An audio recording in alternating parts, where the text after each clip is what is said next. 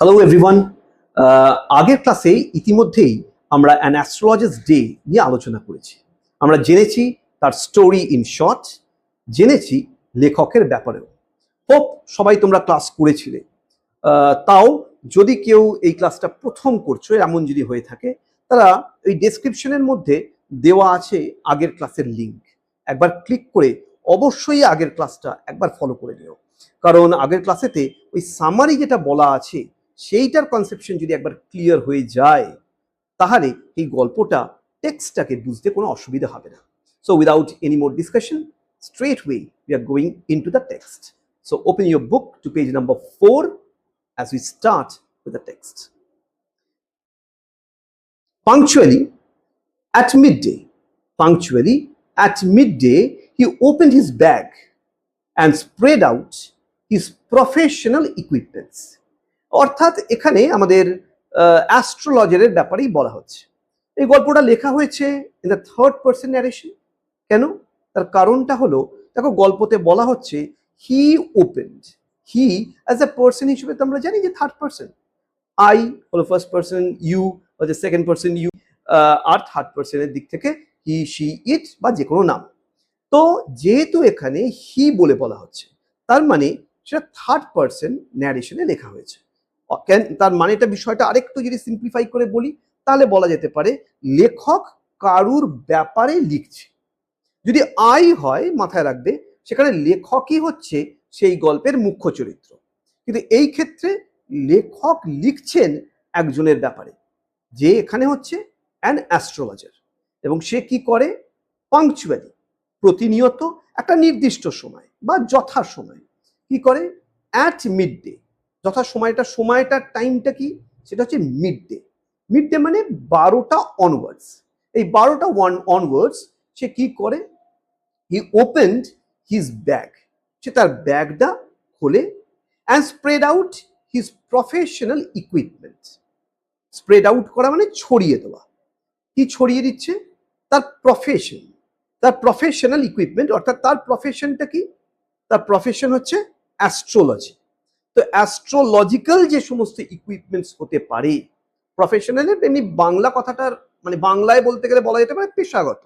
যেহেতু তার পেশাটা হচ্ছে অ্যাস্ট্রোলজি, তাই জন্যে এই অ্যাস্ট্রোলজিক্যাল ইকুইপমেন্টস গুলো সে ছড়িয়ে দিচ্ছে, বা জিনিসপত্রগুলো সব ছড়িয়ে দিচ্ছে। হুইচ কনসিস্টেড, যার মধ্যে কি কি আছে?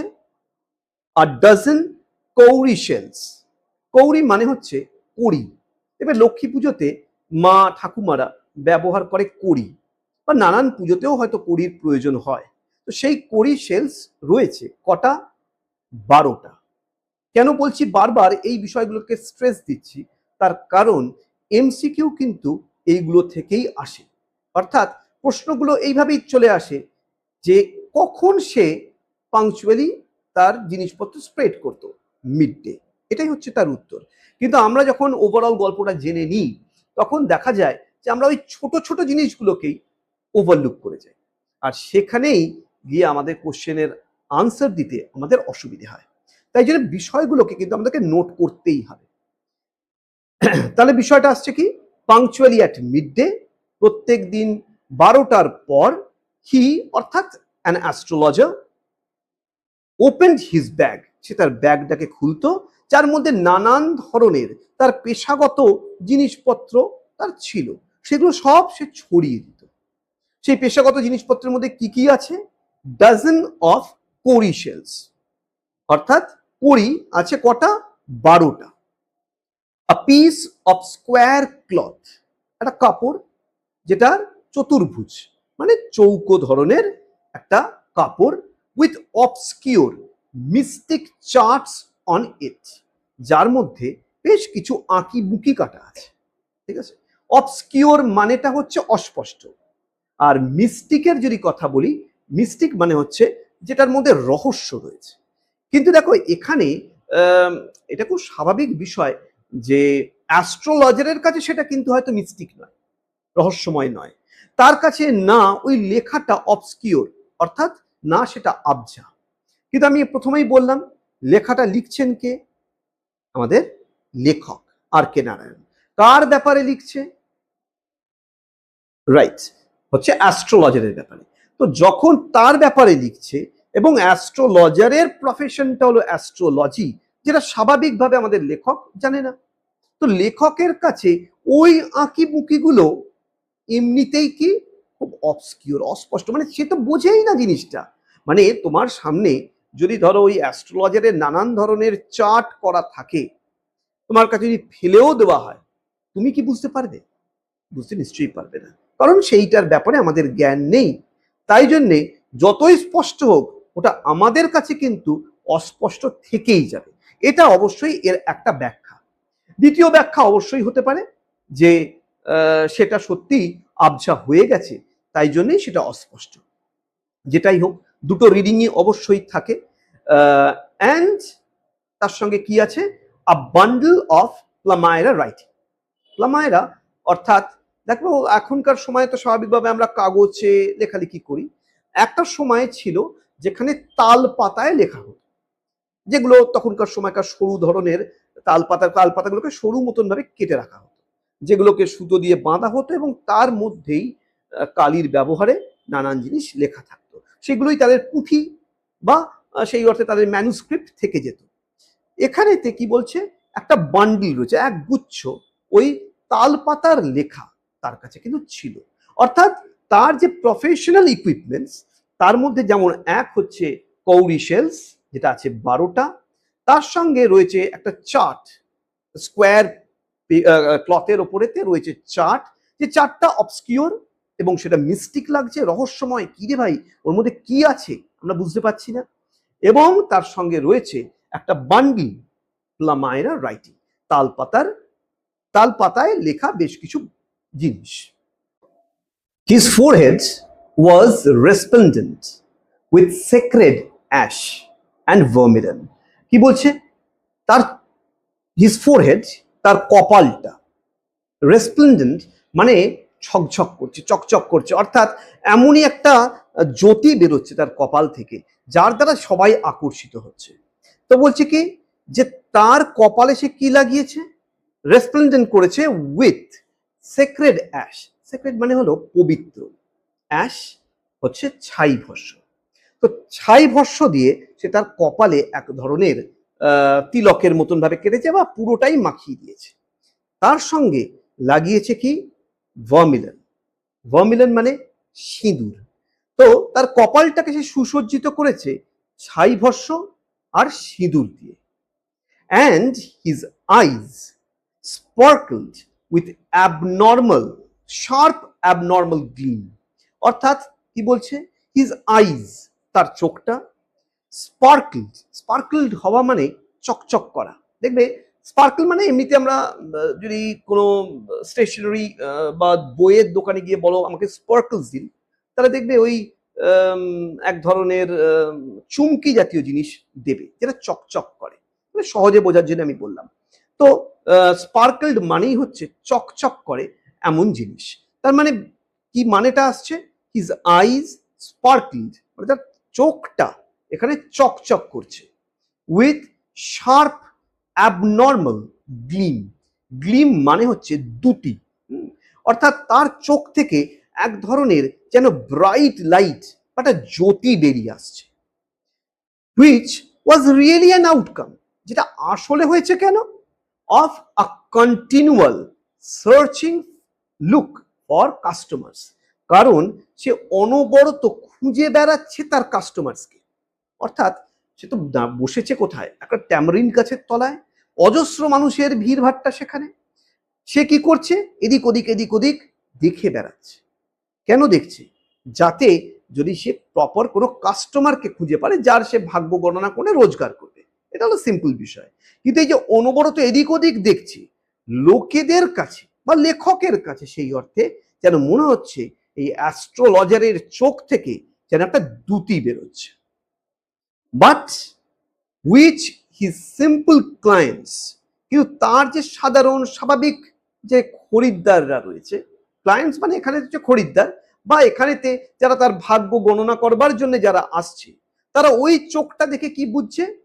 টুক to be a prophetic light. অর্থাৎ তার চোখের দিকে তাকিয়ে তাদের মনে হচ্ছে এ সত্যি ভবিষ্যৎ দ্রষ্টা, অর্থাৎ সে চাইলে ভবিষ্যতের কথা সত্যি অনায়াসে বলে দিতে পারে। তা যার চোখের মধ্যে এত জ্যোতি, সে ভবিষ্যৎ দেখতে পারে না, হতে পারে? তার মানে সবাই একটা ফেথ তার উপরে আসছে। And felt comforted. Felt comforted মানে আশ্বস্ত বোধ করা। অর্থাৎ এই ব্যক্তির কাছে যদি আমি আমার ভাগ্য গণনা করতে যাই, আমি যদি হাত দেখাই, তাহলে এ অবশ্যই আমার ভাগ্য ঠিকঠাক গণনা করে আমার ভবিষ্যতের কথা বলতে পারবে বলে অধিকাংশ মানুষই কিন্তু এটাই ভাবে। কেন ভাবে? দেখো, দুটো রিজন দিয়েছে। প্রথম রিজন হচ্ছে তার প্রথমত কপালে রয়েছে তিলক, তার মাথাতে রয়েছে আমাদের সেক্রেড অ্যাশ, এবং তাছাড়া তার চোখের মধ্যে রয়েছে একটা ব্রাইট লাইট। স্বাভাবিকভাবে সমস্ত মানুষেরই ফেথ কোথাও না কোথাও গিয়ে অ্যাস্ট্রোলজারের দিকেই কিন্তু যায়। The power of his eyes was considerably enhanced by their position. তার চোখের যে পাওয়ার, তার চোখের যে ক্ষমতা, তার দৃষ্টি, সেটা আরো বেশি এনহ্যান্সড হচ্ছে। এনহ্যান্সড হওয়া মানে বৃদ্ধি পাওয়া। সেই অর্থে তার চোখের ক্ষমতা বা চোখের পাওয়ারটা আরো বেশি বৃদ্ধি পাচ্ছে। কেন? বাই দেয়ার পজিশন, যে স্থানে সেই চোখটা আছে। দেখো, সবাই চোখই তো একই স্থানে থাকে, কিন্তু তার চোখের স্থানটার একটা গুরুত্ব রয়েছে। দেখো, লেখক বলছে প্লেসড অ্যাজ দে ওয়্যার, কারণ সেই চোখগুলো স্থাপিত রয়েছে এমন একটি জায়গায়, বিটুইন দ্য পেন্টেড ফোরহেড, কপাল যেটা পেন্টেড রয়েছে দুটো জিনিস দিয়ে, এক হলো সেক্রেড অ্যাশ আর একটা হলো ভার্মিলন, এই দুটো জিনিস দিয়ে সেটা পেন্টেড রয়েছে সেইটা। And the dark whisker, whisker মানে গোফ, যেটা ঝুলছে, which steamed down, steamed down মানে যেটা প্রায় ঝরে পড়েছে। অর্থাৎ গোপ তো শুরু হয়েছে এখানে, আমাদের যেমন আমার ধরো এখানে এন্ড হচ্ছে, অনেকে যেমন বিলাপ্পানের গোপ অনেকটা বড় ছিল, তার গোপটা কিরকম বলা হচ্ছে, সেই গোপটা ঝুলে পড়েছে। স্টিমড ডাউন ইজ চিক্স, তার গাল বেয়ে সেটা যেন ঝুলে পড়েছে বা ঝরে পড়ছে, এতটাই তার লম্বা গোঁফ। তার মানে এই গোঁফ আর এই কপালের মাঝে যে চোখটা তার রয়েছে, সেইটাই আরো বেশি এনহ্যান্সড হচ্ছে, কারণ তাদের পজিশনটার মধ্যে তার কপাল আর গোঁফের মাঝখানে ওই চোখটা থাকায়, সবারই কিন্তু তাই থাকে, কিন্তু তার জন্য সবাই তো, আমাদের কপাল তো আর পেন্টেড হয় না, সবাই তো আর হুইস্কার্স অত বড় হয় না, কিন্তু তার সেই গুণগুলো থাকায় বা তার এই ভেষটা থাকায়, তাই জন্যেই তার চোখটার দুটি আরো যেন বৃদ্ধি পাচ্ছে। Even a half wits I, দেখো এখানে একটা উইট বলে কথা আছে। উইট কথাটার প্রথমের দিকে, মানে আমি বলছি অনেক আগে, উইট কথাটার অর্থ ছিল ইন্টেলিজেন্স। এখন যদিও বা উইট কথাটা আমরা ব্যবহার করি একটা অন্য সেন্সে, যেটা হচ্ছে ইয়ার্কি ঠাট্টা করা, যাকে বলা আমরা অনেক সময় বলে থাকি, দেখবে উইটি পার্সন, যারা ঠাট্টা তামাশা করতে খুব ভালোবাসে, আমরা বলি উইটি। কিন্তু আগে উইট কথাটার অর্থ ছিল ইন্টেলিজেন্স। তার মানে ইভেন উইটি পার্সন, দেখবে রাস্তার ধারে যে অ্যাস্ট্রোলজার্সরা বসে থাকে, তাদের কাছে প্রধানত কিন্তু মানে যারা খুব শিক্ষিত মানুষরা যে যায় আমার তো মনে হয় না, যারা একটু বোকাশোকা মানুষ, যারা ওই দিন আনে দিন খায়, যারা অনবরত ভাবছে, যারা খুব সহজে যে কোনো মানুষকে ট্রাস্ট করে ফেলতে পারে, এই মানুষরাই প্রধানত কিন্তু ওই রাস্তার ধারে সেই অ্যাস্ট্রোলজার্সের কাছেই কিন্তু গিয়ে থাকে। কিন্তু বলছে যেহেতু তার ওভারঅল অ্যাটায়ার, তার বেশভূষা বা তার ওভারঅল যে অ্যাপিয়ারেন্সটা এমন ভাবেই করে রেখেছে যে হাফ উইট, উইট মানে বললাম ইন্টেলিজেন্স, যাদের বুদ্ধি রয়েছে, বিবেচনা বোধ রয়েছে, তারা কিন্তু যায় না। বলছে হাফ উইট, যাদের অর্ধেক বুদ্ধি আছে, যারা বোকারা তো যাই তার কাছে, এছাড়া যাদের অর্ধেক বুদ্ধি আছে তারাও কিন্তু তার কাছে যায়। এখানে কিন্তু একটা জিনিস ক্লারিফাইড হচ্ছে যে চালাক মানুষরা, যারা বুদ্ধিমান মানুষরা, তারা কিন্তু এই অ্যাস্ট্রোলজারদের কাছে যায় না। এটা কিন্তু অবশ্যই আমাদের বিটুইন দ্য লাইন্স একটা যেখানে কথা একটু বলে রাখি। দেখো, লিটারেচার পড়া মানে সবসময় কিন্তু লাইন ওয়াইজ, ওয়ার্ড ওয়াইজ মানে বোঝা নয়। আমার স্যার আমার একটা খুব ভালো কথা বলতেন, উনি বলতেন যে লিটারেচারটা হচ্ছে উপলব্ধি করার একটা জায়গা, যেটা সবচেয়ে ভালো হয় যদি কোনোভাবে আমরা বিটুইন দ্য লাইন্স পড়ি। বিটুইন দ্য লাইন্স কি? ওই একটা লাইন দ্বিতীয় লাইনের মাঝেও অনেক কিছু না বলা থাকে। সেই না বলা কথাটা যেদিনকে বুঝতে শিখবে, সেদিনকে তোমরাও ওই প্রথমকার ওই উইট মানে ইন্টেলেকচুয়াল পার্সনের জায়গায় আস্তে আস্তে কিন্তু পরিণত হবে, বা সেই জায়গায় তোমরা পৌঁছবে। তাহলে আমাদেরকে বিষয়টাকে খুব ভালো করে কিন্তু বুঝতে হবে। তাহলে এখানে কি বলা হচ্ছে? ইভেন আ হাফ উইট, যারা বোকাশোকা মানুষ তারা তো যায়, এছাড়াও যারা হাফ উইট, যারা অর্ধেক চালাক বা অর্ধেক যাদের জ্ঞান আছে, তারাও কিন্তু আমাদের অ্যাস্ট্রোলজারের দিকে আকর্ষিত হয় এবং তারাও যায়। বলছে কি? Even a half wits I would sparkle in such a setting. ওরকম যে সেটিংটা নিয়ে বসেছে, তেঁতুল গাছের তলায় ওরকম পোশাক, তার দ্বারা ওই হাফ উইটসরাও তার কাছে কিন্তু গিয়ে থাকে। টু ক্রাউন দ্য এফেক্ট, এই সবকটার উপরেও যদি কিছু জিনিসকে বলা হয়, কি রয়েছে? হি মুন্ড আ স্যাফরন কালার্ড টার্বেন। টার্বেন মানে হলো পাগড়ি, এর ওপরেও বাড়তি জিনিস। টু ক্রাউন দ্য এফেক্ট মানে এখানে ইন্ডিকেট করা হচ্ছে এর সবের ওপরেও একটা বাড়তি জিনিস সে প্রোভাইড করে। কি প্রোভাইড করে? সে উন্ড করে। উন্ড করা মানে হচ্ছে পাকানো বা পেঁচানো, সেই অর্থে। কি উন্ড করে? একটা পাগড়ি, যেটা হচ্ছে গেরুয়া কালারের। দেখো, গেরুয়া কালারটা স্বাভাবিকভাবে হিন্দুদের জন্য খুবই একটা গুরুত্বপূর্ণ কালার। সাধু সন্ন্যাসীরা প্রধানত এই ধরনের কালারই কিন্তু পরে থাকে। বেলুর মঠে গেলেই তুমি দেখতে পাবে। তাহলে এই রঙের প্রতি আমাদের স্বাভাবিকভাবে একটা আকর্ষণ থেকেই যায়। তাই জন্য সে কি করেছে? সে সেই মানুষের আকর্ষণ যেন তার দিকে যেন আসে, তাই জন্যেই সে কিন্তু চুজ করেছে স্যাফরন কালার। দেখো, এখানে সে অনেক কালারের কিছু করতে পারতো। সে চাইলে লাল, সবুজ, নীল, সাদা যে কোনো পাগড়ি পরতে পারতো, কিন্তু সে পরেনি। সে কিন্তু একটা স্মার্ট বিজনেসম্যান। সে স্থান খুব ভালো করে বেছেছে, কারণ সমস্ত জায়গায় রয়েছে কি? মানুষের ভিড়, একটা মার্কেট প্লেস রয়েছে তেঁতুল গাছের তলায়। সে পড়েছে হলো মাথায় পাগড়ি এবং তারও কালার হচ্ছে স্যাফরন। তার মানে স্বাভাবিকভাবে মানুষরা তার দিকে সিম্প্যাথেটিক্যালি হোক, তার দিকে ডিরেক্টলি হোক, আকর্ষিত হতে বাধ্য। সেটাই কিন্তু হচ্ছে। কি বলছে? This colour scheme never failed. এই যে লেখক খুব সুন্দরভাবে কথাটা বলছে যে এই কালার স্কিমটা মানে এই রংটা কোনোদিনই কিন্তু ফেল করে না। মানে এই রংটা কোনোদিন মানুষকে অসফল করে না। মানে যারাই এই রং পড়ে যাবে তারাই কিন্তু সফল হবে।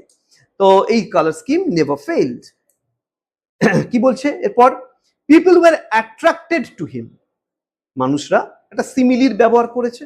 সিমিলি হচ্ছে একটা সিম্পল ডিরেক্ট একটা কম্প্যারিজন, একটা তুলনা করা হচ্ছে। কি করা হচ্ছে? বলছে people were attracted to him. মানুষরা তার দিকে আকর্ষিত ছিল। কিরকম ভাবে? অ্যাজ বিজ আর attracted to cosmos and dahlia stocks. অর্থাৎ মানুষরা আমাদের তার দিকে মানুষরা ততটাই আকর্ষিত ছিল যতটা মৌমাছিরা আকর্ষিত হয় ফুলের দিকে। এবং পার্টিকুলারলি কোন ফুলের কথা এখানে বলা হচ্ছে, এটা কিন্তু নোট করে রাখবে। সেটা হচ্ছে আমাদের কসমস বা ডালিয়া।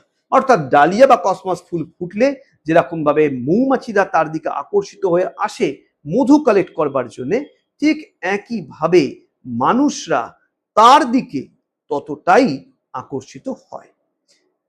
এখানে একটা জিনিস অবশ্যই আমি বলবো, যেটা তোমরা কাজ করতে পারো। দেখো, সবাইয়ের কাছে অতটা অর্থ হয় না যারা প্রত্যেকটি বিষয়ের জন্য নানান বই কিনতে পারে। তার জন্য একটা আমি শর্টকাট বলবো। আমার মনে হয় না যে দামি দামি গাইড বই সবাইয়ের কেনার সবসময় প্রয়োজনীয়তা আছে। তো তার জন্য কি করতে পারো, এই পার্টিকুলারলি এমসিকিউ কেন্দ্রিক তোমরা যে লাইনগুলো তোমরা পড়ছো সেইগুলোর উপরে ছোট ছোট করে তুমি নোটস করতে করতে চলো। নোটস যদি ঠিক মতন করে নাও, তাহলে দেখবে কোনোভাবেই আর কোনো বইয়ের দরকার লাগবে না। তোমার নোটসেই তুমি পড়বে এবং তোমার নোটসের দ্বারাই তোমার সমস্ত প্রশ্নের উত্তর বেরিয়ে আসবে, কারণ তোমরা এমসিকিউ পরীক্ষা দেবে। অবশ্যই লং বা very short answer type question বা শর্ট আনসার টাইপ কোশ্চেন এইগুলোকে করার জন্য একটা গাইড বইয়ের হয়তো প্রয়োজনীয়তা আছে, কিন্তু এমসিকিউর ক্ষেত্রে তোমরা চাইলে নিজেরা করতে পারো। অবশ্যই আমি এটা বলবো না যে কেউ বই কিনো না, বইয়ের প্রয়োজনীয়তা আছে। যদি তোমরা মনে করো বই কিনবে, সেটাও কিনতে পারো, কিন্তু আমার এটা মনে হয় যে যদি আমরা একটু সেলফ সাফিসিয়েন্ট হই, আমরা যদি টেকনিক্যালি শিখি যে আমরা কিভাবে পড়বো, তাহলে বইয়ের ওইভাবে প্রয়োজন হয় না। বই হয়ে গেলে না খুব একটা মেকানিক্যাল প্রসেস হয়, আর এটা যদি তুমি নিজে কনস্ট্রাক্ট করে নাও, তাহলে তোমার নোটস তুমি পড়বে এবং এর থেকে বাইরে কোনো প্রশ্নই হতে পারে না। আবার ফিরে আসছি টেক্সটে। হি স্যাট আন্ডার দ্য বজ of a spreading tamarind tree. এখানে কি বলছে? হি স্যাট হি স্যাট আন্ডার দ্য ব মানে হচ্ছে ডালপাল, অফ আ স্প্রেডিং, স্প্রেডিং মানে হচ্ছে বিস্তৃত, ট্যামারিন ট্রি গল্প বলবার সময় বলেছিলাম ট্যামারিন ট্রি হচ্ছে তেঁতুল গাছ, তার মানে তেঁতুল গাছের বিস্তৃত ডালপালারই তলায় সে বসত। হুইচ ফ্ল্যাঙ্কড, যার দুপাশে রয়েছে কি একটা পথ, পাথ সেই অর্থে, running through the town hall park, town হলের পার্কের সামনে দিয়ে একটা পথ চলে গেছে, যে পথের দুধারেই বাজার রয়েছে, এমনই একটা গাছের তলায় বসেছে যার গাছের গুঁড়িটা একদিকে, যার ডালপালা বিস্তৃত প্রায় উল্টো দিক অব্দি, তারই নিচে সে বসেছে। It was a remarkable place in many ways. আমি বললাম যে আমাদের অ্যাস্ট্রোলজার অবশ্যই একজন ভালো বিজনেসম্যান, সে কি করেছে, সে চুজ করেছে একটা পারফেক্ট প্লেস। কেন? তাই জন্য এখানে লেখক বলছেন ইট ওয়াজ আ রিমার্কেবল প্লেস, যেটা অবশ্যই একটা অসাধারণ জায়গা। ইন মেনি ওয়েজ, অনেক কারণের জন্য এই জায়গাটা কিন্তু অসাধারণ। কারণ a surging crowd was always moving up and down this narrow road till night, road morning till night, সকাল থেকে রাত অবধি এই পথে মানুষজনরা অনবরত যেতে থাকে এবং সময়ের সাথে সাথে, এই যে সার্জিং কথাটা বলা হচ্ছে, সার্জিং মানে ক্রমাগত বৃদ্ধি পাওয়া, অর্থাৎ সকাল থেকে রাত অবধি যদি দেখা যায় এখানে মানুষের ভিড় কমে না, রাদার কি হয়, ক্রমাগত কিন্তু বৃদ্ধি পেতে থাকে। তো তাই জন্য এই জায়গাটা অবশ্যই ভালো। তুমি তো ব্যবসা করবে এমন একটা জায়গায় যে এখানে লোকের সমাগম অনেক বেশি হবে, নাকি ফাঁকা রাস্তায় বসে থাকলে তুমি বসেই ওই মাছিই মারতে হবে, এছাড়া কিছু করা যাবে না। সে কিন্তু সেই অর্থে একজন ideal businessman.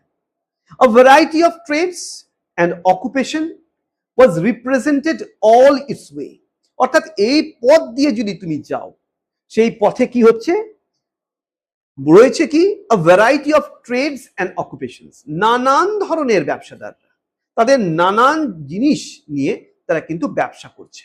Represented all along its way, ওই পথের দুধারে নানান ধরনের ব্যবসাদাররা কিন্তু ব্যবসা করতে বসেছে। যার মধ্যে কারা কারা রয়েছে নোট করে রাখবে। মেডিসিন সেলার, যারা ওষুধপত্র বিক্রি করে থাকে, seller of stolen hardware and junk, stolen hardware and junk, এটা স্বাভাবিকভাবে একটা নতুনত্ব কথা।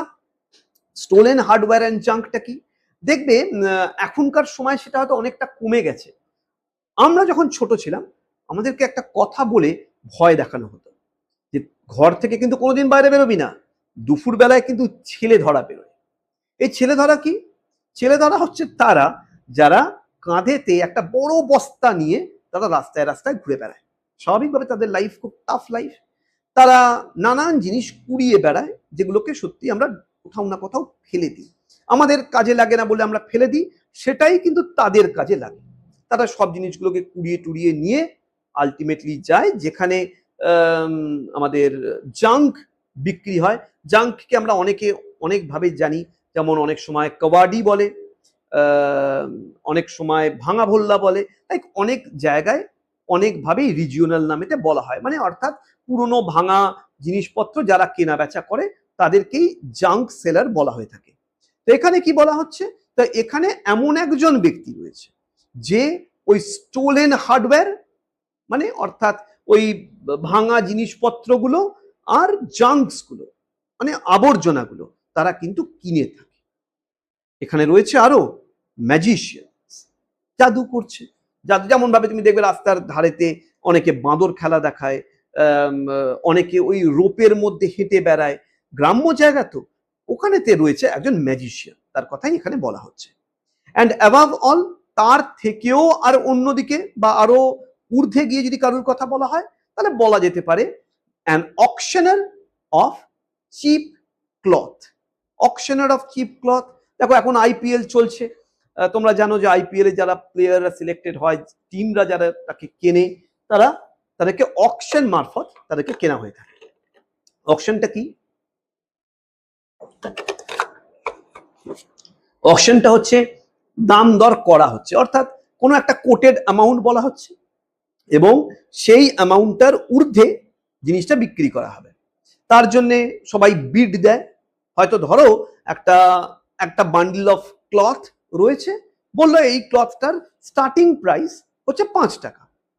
এবার যে তার থেকে বেশি দাম দেবে, যদি কেউ বলে 5 টাকা, আরেকজন বললো হয়তো 5.5 টাকা দেবো, কেউ বললো 6 টাকা দেবো, কেউ বললো 7 টাকা দেবো, এই করতে করতে হয়তো 10 টাকায় গিয়ে সেটা বিক্রি হলো।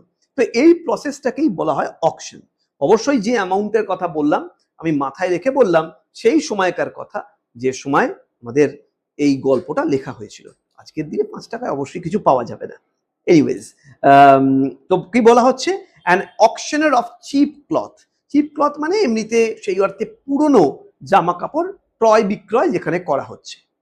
হু created enough din all day to attract the whole town, যে সারাদিন ধরে প্রচুর চেঁচামেচি করে।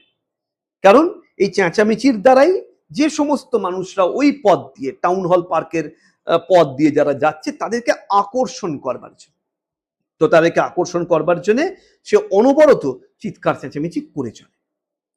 Next to him in vociferousness came a vendor of fried groundnuts।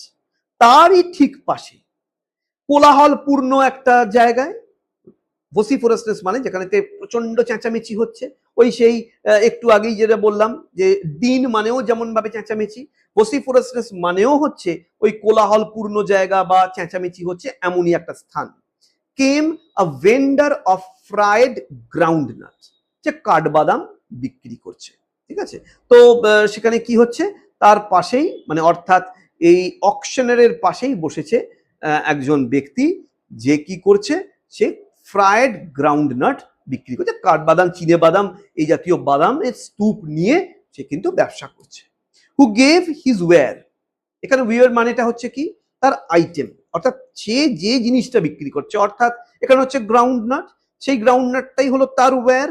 অর্থাৎ সেই ওয়্যারের জন্য সে প্রত্যেক দিন কি করে, a fancy name each day, প্রত্যেক দিন who gave his ware a fancy name each day, প্রত্যেক দিন সে তার বিক্রি করার জিনিসটা অর্থাৎ গ্রাউন্ডনাটকে একটা লোভনীয় নাম বা একটা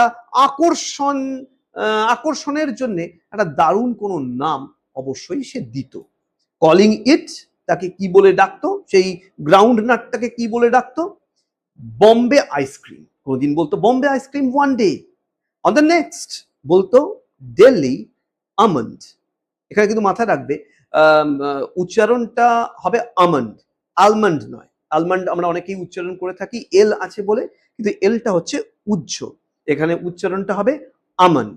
তো একদিন সে তার ওই গ্রাউন্ডনাটটার নাম দেয় হলো বম্বে আইসক্রিম, একদিন দেয় Delhi almond, on the third Raja's delicacy. এখানে একটা বলে রাখি, রাজাজ ডেলিকেসি মানে কি, ডেলিকেসির কথাটার এখানে অর্থ হচ্ছে দুর্বলতা, অর্থাৎ বাদামটা এতটাই টেস্টি যে রাজাও সেটা খেতে যথেষ্টভাবে দুর্বল, অর্থাৎ সে কিন্তু উইক নয়, কিন্তু সে মানসিকভাবে উইক, যে ওটা না খেলে তার হয় না, তাই জন্য এখানে রাজাজ ডেলিকেসি সেটাও সে বলে। And so on and so fourth, so on and so fourth অর্থাৎ ইত্যাদি। So on and so fourth হচ্ছে একটা ইডিয়াম, ইডিয়াম মানে হচ্ছে বাগধারা। তো যেমন বাংলায় নানান বাগধারা আছে, ঠিক সেরকম ভাবেই so on and so fourth হচ্ছে একটা বাগধারা, যেটার মানে হচ্ছে এটসেট্রা বা ইত্যাদি। তো অ্যান্ড পিপল ফ্লকড টু হিম, অর্থাৎ মানুষরা তার এই ডাকেতে সাড়াও দিত এবং তার চারিধারে সবাই জমায়েত হতো। ফ্লকড মানে হচ্ছে গ্যাদার করা, জমায়েত হওয়া। A considerable portion of this crowd dallied before the astrologer too, অর্থাৎ এই যে ব্যক্তিরা যারা এই সমস্ত বিক্রেতাদের কাছে আসতো, অর্থাৎ ওই অকশনার হোক, ম্যাজিশিয়ান হোক, গ্রাউন্ডনাট সেলার হোক, যারা তার কাছে আসতো তাদের মধ্যে একটা পোর্শন, তাদের মধ্যে 1% মানুষ তারাও আসতো, তারাও ড্যালিড করতো, অর্থাৎ তারাও ঘুরে বেড়াতো কোথায়? Before the astrologer too. Dallied কথাটার মানে হচ্ছে ঘুরে বেড়ানো, ওয়েস্টিং অফ টাইম। তারা তাদের সময়কে নষ্ট করত এক প্রকার। কেন নষ্ট করত কথাটা আরেকবার বলছি। কথাটার অর্থ হচ্ছে যে অ্যাস্ট্রোলজার তো প্রপার অ্যাস্ট্রোলজার নয়, কারণ সে অ্যাস্ট্রোলজির কিছুই জানে না। অলরেডি গল্পের সামারাইজেশনের দিন আমি অলরেডি বলেছি। তাই জন্য তাদের ভবিষ্যতের ব্যাপারে মানে ঠিক মতন আনসার কিন্তু অ্যাস্ট্রোলজার দিয়েও উঠতে পারে না। তাই জন্য যে ড্যালিড মানে হচ্ছে এমনিতে ঘুরে বেড়ানো, এই ঘুরে বেরিয়ে কি হচ্ছে আলটিমেটলি তারা তাদের সময়টা নষ্টই করত। আশা করছি বুঝতে পারলে। The astrologer transacted his business by the light of a flare which crackled and smoked up above the groundnut heap nearby. এখানে একটু বলে রাখি, এই অ্যাস্ট্রোলজার যে রয়েছে তার নিজস্ব সে কিছু লাইট কিন্তু নিয়ে আসেনি। সেলার আছে, সে গ্রাউন্ডনাট সেলার, সেই ধরনের একটা লম্প জ্বালাতো এবং ওই লাইটেতেই আমাদের অ্যাস্ট্রোলজার তার বিজনেসকে ট্রানস্যাক্ট করত। Half the enchantment of the place was due to the fact that it did not have the benefit of municipal lighting. এই যে জায়গাটা রয়েছে, জায়গাটা আরো ম্যাজিক্যাল হয়ে ওঠে সন্ধ্যের পর। কেন হয়ে ওঠে জানো? তার কারণ হচ্ছে মিউনিসিপ্যালিটির দয়ায়। আমাদের এই যে আর কে নারায়ণ আছেন, ইনি লেখার মধ্যে কিছু পাঞ্চ লাইন দিতেন। উনি ওনার লেখার মধ্যে বেশ কিছু আয়রনিক্যাল রিপ্রেজেন্টেশনস রাখতেন। অর্থাৎ দেখো, বলতেই পারতো যে জায়গাটাতে আলো নেই, সেটা না বলে এক প্রকার সেই সময়কার মিউনিসিপ্যালিটিকে একটু ঠুকে কথাটা বলা হচ্ছে যে ওই জায়গাটা যে রহস্যময় বা ওই জায়গাটা ম্যাজিক্যাল হয়ে উঠছে, তার কৃতিত্ব কিন্তু অন্য কিছুর জন্য নয়, তার কৃতিত্ব শুধুমাত্র মিউনিসিপ্যালিটির জন্য। কারণ municipality didn't provide the place with lighting, কারণ মিউনিসিপ্যালিটি লাইটই দেয়নি, তো জায়গাটা কি ম্যাজিক্যাল হবে না? আলো ছায়া একটা পরিবেশ হয়ে রয়েছে, তো স্বাভাবিকভাবেই জায়গাটা হয়ে যাচ্ছে আমাদের ম্যাজিক্যাল। তো এই ম্যাজিক্যাল জায়গায় একজন অ্যাস্ট্রোলজার তার ব্যবসা বাণিজ্য করেছে। The place was lit up by shop lights, যেহেতু কোনো মিউনিসিপ্যাল লাইটিং নেই, ওই জায়গাটা সন্ধে হলেই একটু আলোকিত হয়ে ওঠে। কখন? যখন ওই চারিধারের যে সমস্ত ব্যবসাদাররা আছে তারা তাদের লাইটগুলো জ্বালায়, তারা তাদের লাইট জ্বালাতেই জায়গাটা আলোকিত হয়ে যায়।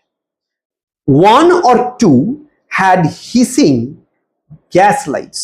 গ্যাস লাইটস এক ধরনের একটা লাইট ছিল, আমি একটা ছবি প্রোভাইড করব, দেখে নাও তাহলে বুঝতে পারবে। এইটা যখন জ্বালানো হতো একটা হিসিং সাউন্ড, হ্যাঁ, একটা ফিস ফিস ফিস করে একটা আওয়াজ হতো, তাই জন্য সেটাকে বলা হয় hissing gas light. Some had a naked flare stuck on poles. কারুর কাছে ওই বললাম যে লম্বা রড ইউজ করা লম্পগুলো অনেকের কাছে ছিল।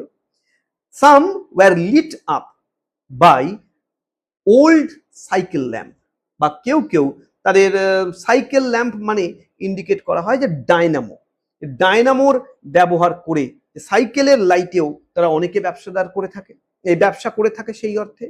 অ্যান্ড one or two, এক দুজন, লাইক দ্য অ্যাস্ট্রোলজার্স, ওই অ্যাস্ট্রোলজারের মতন এক দুজন কি করে, managed without lights of their own, তারা তাদের ব্যবসা করে কোনোভাবেই লাইট না নিয়ে। অর্থাৎ তারা অনেকটাই প্যারাসাইটের মতো, যারা অন্যের সাহায্য নিয়ে বড় হয়ে উঠছে, গড়ে উঠছে।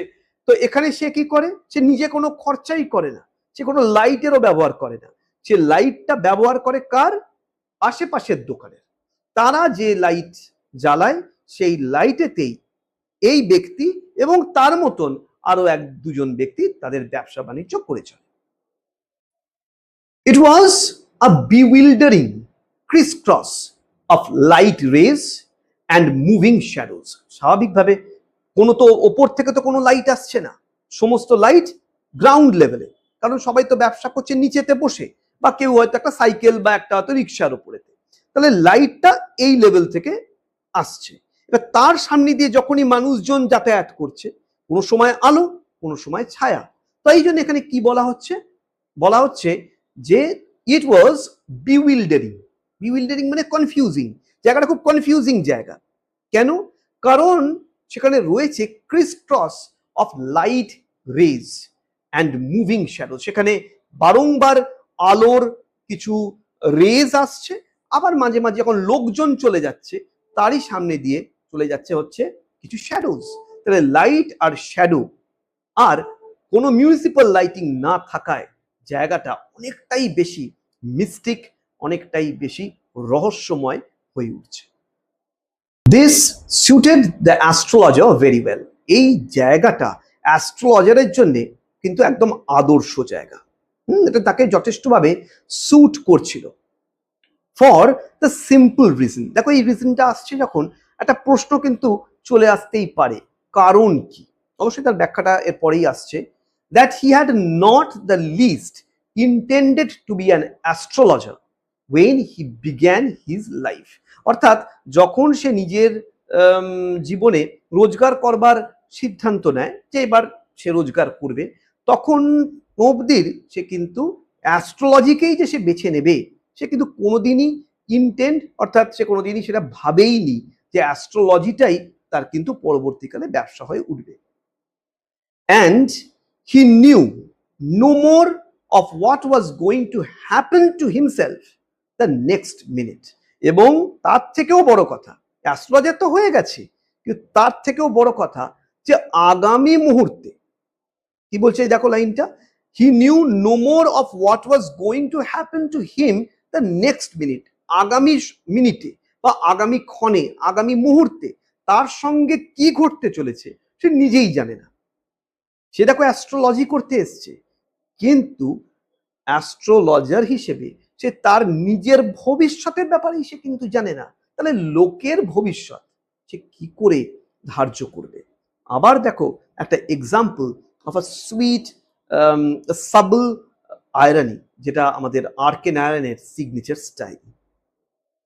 এরপর he was as much a stranger to the star as he were as were his innocent customers. সে কি বলছে লাইনটা দেখো ভালো করে, he was as much a stranger to the stars. যে সমস্ত নক্ষত্র আছে বা যে সমস্ত তারা নক্ষত্র যেগুলো রয়েছে সেইগুলোর ব্যাপারে সে ততটাই অজ্ঞ ছিল, ততটাই তার সাথে পরিচিতি এতটাই তার কম ছিল যতটা তার কাস্টমার্সের ছিল। অর্থাৎ ধরো আমি অ্যাজ এ কাস্টমার হিসেবে বা অ্যাজ এ ক্লায়েন্ট হিসেবে আমি একজন অ্যাস্ট্রোলজারের কাছে গেলাম, যেহেতু আমি কোনো বিষয়তে জানি না বলেই তো গেছি, যতটা আমি জানি না আমার অ্যাস্ট্রোলজার যদি ততটাই না জেনে থাকে তাহলে সে কি আমাকে আমার ভাগ্যের ব্যাপারে কিছু বলতে পারবে? নিশ্চয়ই পারবে না। তো সেটাই এখানেও ঘটছে, অর্থাৎ সে তারার ব্যাপারে ততটাই জানতো না যতটা তার ওই নিরীহ কাস্টমার্সরা জানতো না। Yet he said things which pleased and astonished everyone. তথাপি কি হয়েছিল, সে এমন কিছু কথা বলতো, he said things, সে কিছু এমন কথা বলতো which pleased, যেটার দ্বারা মানুষরা সন্তুষ্ট হতো, and astonished everyone, যার দ্বারা সবাই স্তম্ভিত হয়ে যেত যে এই লোকটা এত জানে। মানে দেখো বিষয়টা হচ্ছে যে অ্যাস্ট্রোলজি জেনে তো অ্যাস্ট্রোলজার হওয়া যায়, কিন্তু অনেক অ্যাস্ট্রোলজার এমনও আছে যারা হিউম্যান সাইকোলজিটা তারা খুব ভালো করে বোঝে, মানুষকে চেনার চেষ্টা করে, বোঝার চেষ্টা করে, তার সমস্যাটা বুঝে সেই অনুযায়ী তারা বলবার চেষ্টা করে। তো এখানে আমাদের এই অ্যাস্ট্রোলজারও তাই করে। তো এখানে কি বলা হচ্ছে, yet he said things which pleased and astonished everyone, এর দ্বারা সবাই সন্তুষ্টও হতো আর এমন কিছু কথা বলতো যার দ্বারা সবাই স্তম্ভিত হয়ে যেত। That was more a matter of study, practice and shrewd guess work. এটা কিন্তু শুধুমাত্র বইটই পড়ে নিয়ে নয়, অর্থাৎ অ্যাস্ট্রোলজির বই পড়ে নিয়ে এই জ্ঞান তার অর্জিত নয়, তার হচ্ছে কিভাবে হচ্ছে সে জানছে, মানুষকে স্টাডি করে, তার এত বছরের প্র্যাকটিসের দ্বারা, আর তার শ্রুড মানে হচ্ছে এটা ক্লেভার, ঠিক আছে, চতুরতার সাথে সে কিছু আন্দাজে কিছু ঢিল ছুড়ত।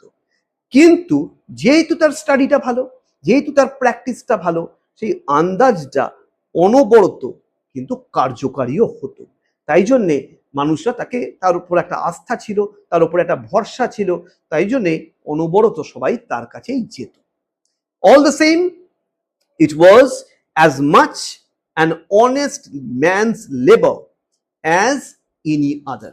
এ কথা অবশ্যই এখানে বলাই বাহুল্য যে সে এই যে রোজগারটা করছে সেটা কিন্তু সে সৎ পথেই করছে, যেরকম ভাবে একটা মানুষ খাটাখাটুনি করে রোজগার করে থাকে।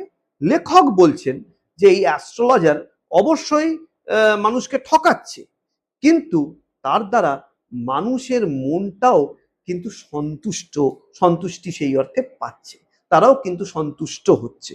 দেখো সেটাও কিন্তু একটা খারাপ কাজ নয়। আমরাও আমাদের লাইফেতে নানান সময় পারপ্লেক্সড হয়ে যাই, আমরা বুঝে উঠতে পারি না কি করব, সেই ক্ষেত্রেই কিন্তু আমরা কোনো মানুষের হেল্প নিই, যেমন ধরো অ্যাস্ট্রোলজার্সরা, তাদের কাছ থেকে যদি আমরা জানতে পারি যে আগামী দিনটা আমাদের ভালো বা আগামী দিনটাকে এইভাবে চললে ভালো হতে পারে, সেই অ্যাডভাইসেস গুলো, সেটা হয়তো খুব অথেন্টিক না হতে পারে, কিন্তু সেই অ্যাডভাইসেস গুলো অবশ্যই আমাদেরকে কিছু পজিটিভ ভাইবস দেয়, যেটার দরুন আমরা আগামী দিনের পথটা আরেকটু সুগম হয়ে ওঠে। তো সেই জায়গা থেকেই লেখক বলছেন যে এটা কিন্তু একটা অনেস্ট ম্যানস লেবার, এবং and he deserved the wages he carried home at the end of the day. দিনের শেষে সে যে পারিশ্রমিক নিয়ে বা যে শ্রমের বিনিময়ে সে যে রোজগার করে সে বাড়ি নিয়ে যায়, সেটা সত্যি ওটা কিন্তু তার প্রাপ্য।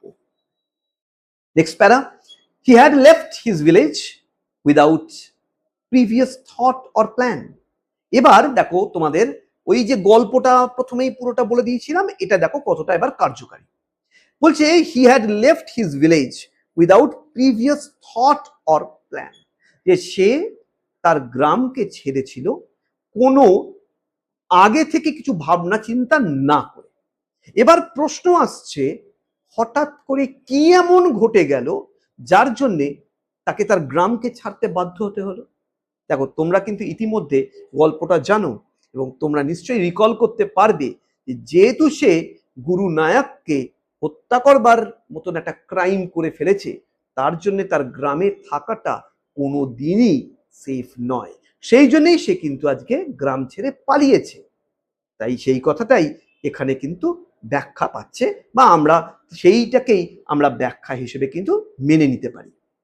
বলছে if he had continued there, যদি সেই গ্রামেতে সে যদি থেকে যেত, he would have carried on the work of his forefathers, যদি সে তার জীবনেতে ওই গ্রামেতেই থেকে যেত, হয়তো সে তার গ্রামের যে তার পূর্বপুরুষরা যে কাজ করে আসছে সেটাই হয়তো করত।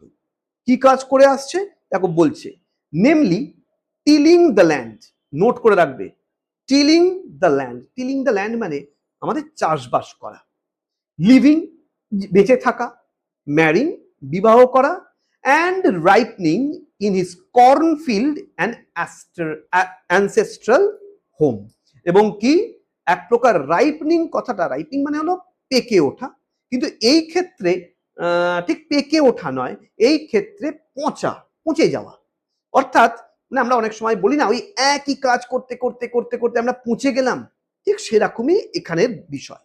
অর্থাৎ সে যদি তার গ্রামে থাকতো, সে কি করত? ওই চাষবাস করত, বেঁচে থাকতো কোনো রকমে, বিয়ে করত, আর কি ওই গ্রামের জমিতে আর ওই বাড়িটার মধ্যে পচে গলে মরত। এছাড়া তার জীবনে কিন্তু কিছু হতো না। But that was not to be, কিন্তু সেটা তার জীবনে স্বাভাবিকভাবেই ভবিতব্য ছিল না, মানে অর্থাৎ এটা তার জীবনে ঘটার ছিল না।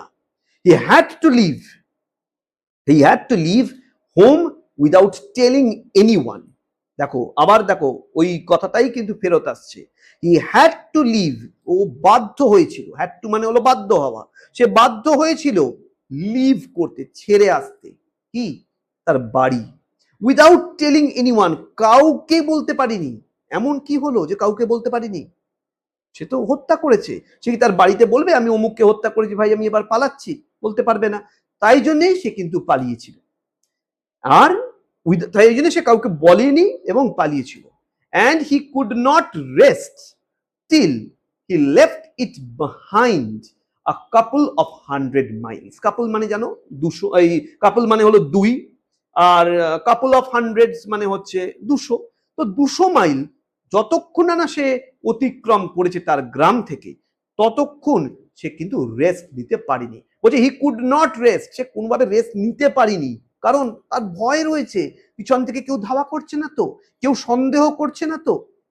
দেখো আমরা যেদিনকে প্রথম দিন পড়ছিলাম সেদিনকেই বলেছিলাম we cannot escape from our past, আমরা পাস্ট থেকে পালাতে পারি না। সে কিন্তু পালিয়েছে, কিন্তু তথাপি তার মনের মধ্যে ভীতি কিন্তু থেকে গেছিল। অবশ্যই এ কথাটাও ঠিক যে বুদ্ধি যদি ঠিকঠাক আমরা অ্যাপ্লাই করি, আমরা অবশ্যই সেই পাস্টকে আউটস্মার্ট করতে পারবো, সেকে পরাজিত করতে পারবো।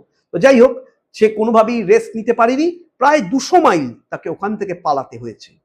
200 মাইলটাই এখানে বলা হচ্ছে কেন? কারণ লেখক মনে করেন টু আ ভিলেজার, কি মনে করেন? যে কোনো গ্রামের মানুষের জন্য it is a great deal. 200 kilometre মানে, সরি 200 মাইল মানে অনেকটাই দূরত্ব। কতটা দূরত্ব? As if an ocean flowed between, যেন প্রায় একটা সামনে যেন সমুদ্র রয়েছে। সমুদ্রকে কি আর অতিক্রম করা অত সহজ? গ্রামের মানুষের কাছে ওই 200 মাইলকে পার করা আর সমুদ্রকে পার করা দুটোই সমান। তাই জন্যে সে ভালোভাবে জানতো এত দূর যখন চলে এসছি, অতীত আর আমাকে কোনোদিনই ধরতে পারবে না।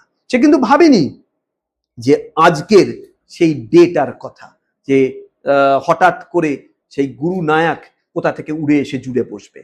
তো যাই হোক, আজকের এই ক্লাসটাতে এইটুকু। আগামী ক্লাসে এরপর থেকে কন্টিনিউ করব। কেমন লাগছে যদি একটু কমেন্ট বক্সেতে একটু জানাও, তাহলে আমার নিজেরও একটু বেশ ভালো লাগবে। আর তোমাদেরকে আর কিভাবে বললে তোমরা রাদার অনেকটা বেশি উপকৃত হবে, সেই সাজেশনসটাও তোমরা কিন্তু জানাতে পারো। তো নেক্সট ক্লাসের জন্য আশা করবো তোমরা সবাই অপেক্ষা করবে। Till then, have a good day and enjoy your studies. Thank you.